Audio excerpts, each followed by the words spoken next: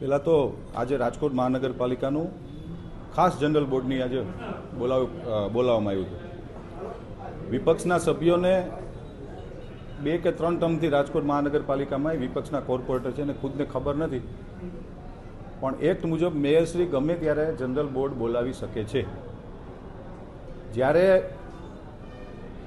Term પૂરી થતી હોય, આવતીકાલે ટર્મ પૂરી થાય છે અને સ્ટેન્ડિંગ કમિટીએ મંજૂર કરેલા અમુક જે કામો છે જે જનરલ બોર્ડમાં જવા લાયક હોય, કામો બોર્ડની મંજૂરીની અપેક્ષાએ બોર્ડ જે સ્ટેન્ડિંગ કમિટીએ મંજૂર કર્યા હોય એ બોર્ડની અંદર લઈ જવા પડે.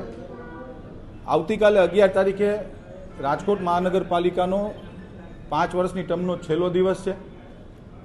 જે 12 દરખાસ્તો હતી નિયમ મુજબ અમારે લેવી પડે. મહત્વની દરખાસ્તોમાં BAPS સ્વામિનારાયણ સંપ્રદાય કાલાવા રોડ પર જે મંદિર છે પ્રમુખ સ્વામી મહારાજ સાહેબનું, એને નિઃશુલ્ક દરે રેસકોર્સ ગ્રાઉન્ડ મહોત્સવ માટે આપવાની દરખાસ્ત હતી, સ્ટેન્ડિંગે મંજૂર કરી હતી, પણ આ નિયમ છે કે બોર્ડમાં લઈ જવું પડે. બીજું, સમગ્ર રાજકોટના જૈન સમાજનું નાચ જમણ માટેની પણ એક દરખાસ્ત હતી, એ પણ નિઃશુલ્ક દરે રેસકોર્સ ગ્રાઉન્ડ દેવાની દરખાસ્ત હતી. જો આ દરખાસ્ત અમે ન લઈએ તો કોર્પોરેશન એને આચારસંહિતા વખતે ગ્રાઉન્ડ નથી આપી શકતું. વિપક્ષ વિરોધ કરવો જોઈએ, પણ વિપક્ષે અભ્યાસ કરીને વિરોધ કરવો જોઈએ. નંબર 3, અમીન માર્ગના રોડ ઉપર જે કોર્પોરેશનને પ્લોટ વેચ્યો, આને દસ્તાવેજ કરવાનો છે. આના 106 કરોડમાં જે પ્લોટ વેચ્યો છે એની પણ દરખાસ્ત હતી કે જે બોર્ડે મંજૂર કરવી પડે.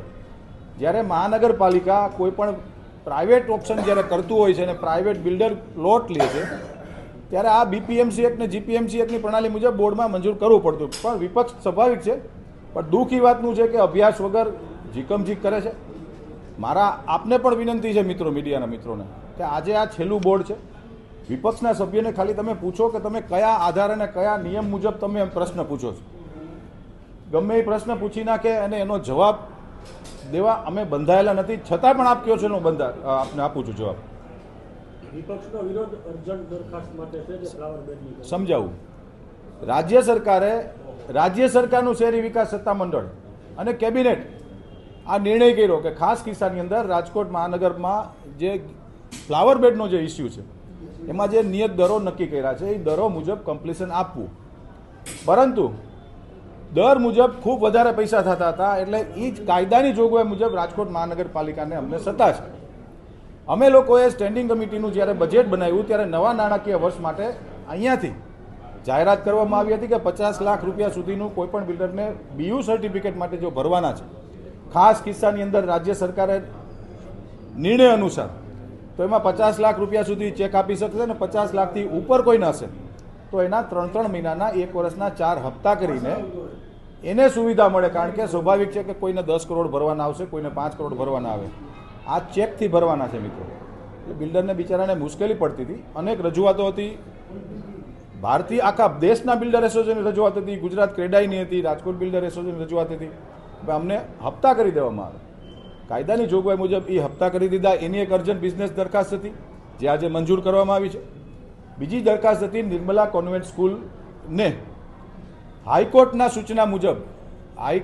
સૂચના મુજબ નિર્મલા કોન્વેન્ટ સ્કૂલનું જે ગ્રાઉન્ડ છે જે 1998થી કોર્ટ મેટર ચાલે છે. Nirmala convent school supreme court સુધી ગયા હતા. સુપ્રીમ કોર્ટે એવું કીધું કે ભાઈ રાજકોટ મહાનગરપાલિકાએ જે આ ગ્રાઉન્ડ રાજકોટ મહાનગરપાલિકા દાવો કરે છે એ ખરેખર જે હાઈકોર્ટે કીધું હતું. રાજકોટ મહાનગરપાલિકા અમે સુપ્રીમમાં ગયા હતા, પણ હાઈકોર્ટે જે જજમેન્ટ આપ્યું હતું એ હાઈકોર્ટના જજમેન્ટને સુપ્રીમ કોર્ટે માન્ય રાખીને પ્લે ગ્રાઉન્ડના ઉદ્દેશનું ગ્રાઉન્ડ છે, ત્યાં ક્યારેય પણ નિર્મલા કોન્વેન્ટ સ્કૂલના સંચાલકો બાંધકામ નહીં કરી શકે. માત્ર સ્કૂલના બાળકોને રમવા માટેનું જે પ્લે ગ્રાઉન્ડની દરખાસ્ત આવી હતી નિયમ મુજબ લેવી પડે. ગઈકાલે જ હાઈકોર્ટે હુકમ કર્યો છે કે રાજકોટ મહાનગરપાલિકામાં ખાસ બોર્ડની અંદર સ્પેશિયલ બોર્ડ બોલાવવું પડે તો પણ બોલાવો અને આ દરખાસ્ત મંજૂર કરી અને પ્લે ગ્રાઉન્ડમાં નિર્મલા કોન્વેન્ટ સ્કૂલને આપવામાં આવે. હાઈકોર્ટની સૂચના મુજબ એ પણ એક અર્જન્ટ બિઝનેસ હતી. જે ગઈકાલના સ્ટેટમેન્ટ હાઈકોર્ટે જે કીધું એ મુજબ અમે અર્જન્ટ લીધી છે. કુલ 12 દરખાસ્તો એજન્ડામાં હતી અને 2 દરખાસ્તો અર્જન્ટ બિઝનેસમાં લઈને આજનું રાજકોટ મહાનગરપાલિકાનું બોર્ડ અમે પૂર્ણ કર્યું છે.